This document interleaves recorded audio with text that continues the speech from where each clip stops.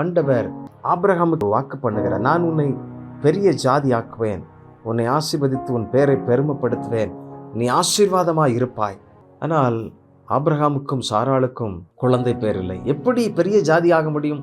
சாராள் கர்த்தர் இதை பேசும் பொழுது அவள் நகைக்கிறாள். காரணம் என்ன? எனக்கு பிள்ளை பெறுவதற்குரிய தகுதியே இல்லை என்று சொல்லி. ஆம் பிரியமானவர்களே, ஆண்டவரால் முடியாதது ஒன்றுமே இல்லை. ஏனென்றால் he is the creator. அவர்தான் எல்லாவற்றையும் உருவாக்குகிறவர், படைத்தவர்.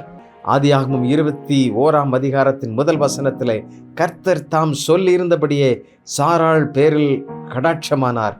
கர்த்தர் தாம் உரைத்தபடியே சாராளுக்கு செய்தருளினார். ஆபிரகாம் முதிர் வயதாயிருக்கையில் சாராள் கர்ப்பவதியாகி தேவன் குறித்திருந்த காலத்திலே அவனுக்கு ஒரு குமாரனை பெற்றாள் என்று சொல்லும். தேவன் குறித்திருந்த காலத்திலே. அல்லேலூயா.